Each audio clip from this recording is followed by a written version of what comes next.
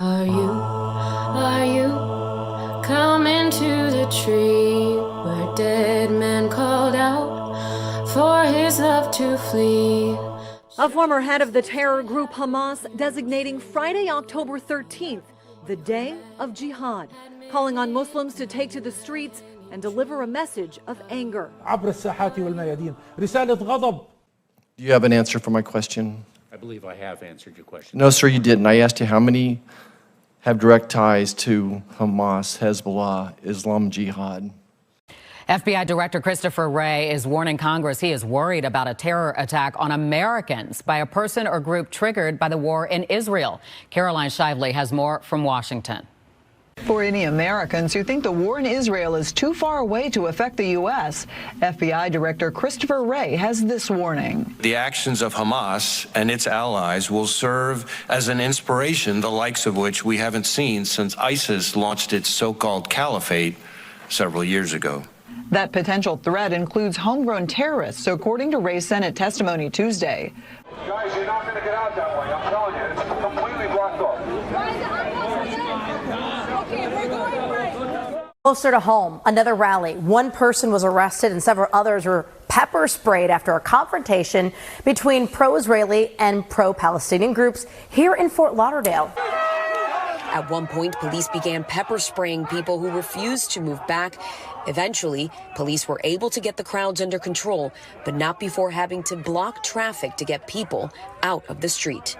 So you're not going to deny it? And I'm incredibly proud of what our people do every single day. This is news. Well, I want to thank this brave whistleblower for coming forward and let the record reflect that the secretary will not deny what she has said, that hundreds of special agents are pulled off of their law enforcement duties all around the country, by the way. Her testimony to me is this happens all around the country and sent down to the border to make sandwiches for illegal immigrants.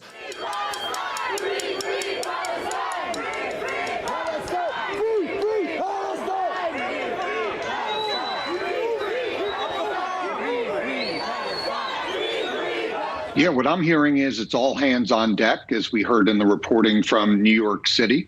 Local and state authorities and federal officials and the FBI are taking this situation and this threat from the ex-leader of Hamas very seriously, and they are arranging their resources appropriately. Look, we have to understand that there is a specific and credible threat here to hit the streets within the United States, to express outrage and to strive to this notable cause based on the definition of jihad and how that's open to interpretation by anyone who wants to grab it. And that may include those terrorists that have been allowed into the United States already, or anybody else that we may not know of that's been radicalized by Hamas and Hezbollah and Iran in general.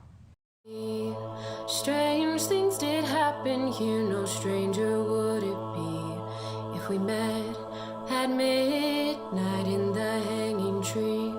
Are you coming to the tree? It doesn't really matter what anybody on this stage says today, because the greatest message that could be delivered is from you, the tens of thousands of people who came to this city in the greatest show of international solidarity that Ireland has seen in many years. Andrea, thank you for that. Here in New York, more protests tonight outside the Israeli consulate on the east side of Manhattan. Pro-Palestinians and pro-Israelis, all of them in the streets. These are pictures from Newscopter 7. The crowds growing over the last hour. The political and violent battles between the Palestinians and Israelis have been going on for 75 years. Peace has always seemed evasive, and it certainly does now. But first, with more pro-Hamas, anti-Israel protests planned over the weekend in both Sydney and Melbourne, the police should be a hell of a lot stronger than they've been so far to stop any eruption of race hate. The contrast couldn't be clearer between the candlelit vigils held by the Friends of Israel to honour the 1,200 plus innocent people slaughtered over the last weekend by terrorists, and the ugly demonstrations mounted by the Friends of Hamas, many of them born and bred here in Australia, with their racist venom and slogans like "Gas the Jews." In Paris, they stood by the Eiffel Tower and sang the Israeli national anthem.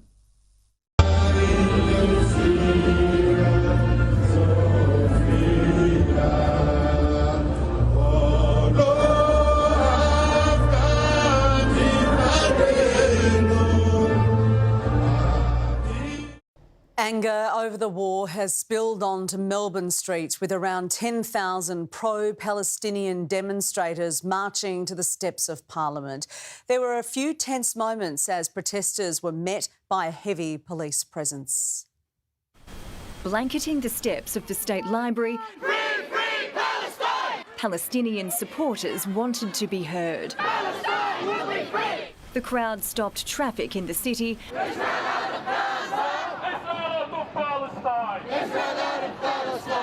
as the protest marched down Swanston Street. Back with the Fox News Alert. Look at this. It's so embarrassing to be here and live here.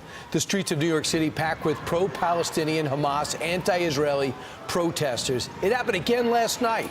It's just the latest demonstration as the ongoing conflict in Israel create divisions in big cities and college campuses across America, to the astonishment of many. Hi there, Brian. That's right. We saw hundreds of pro-Palestinian protesters fill the street right here in front of the New York Stock Exchange. The NYPD says the protest grew to the size of roughly 2,000 as they marched their way through the financial district. And the Fox News has confirmed reports that the demonstration included the acts of burning an American flag. A Free Palestine rally on the sidewalk in the shadow of Tulane University in uptown New Orleans spilled onto Ferret Street. Thursday afternoon, the protest turned violent when one demonstrator in the back of a pickup truck tried to light an Israeli flag on fire. Strange things did happen here, no stranger would it be if we met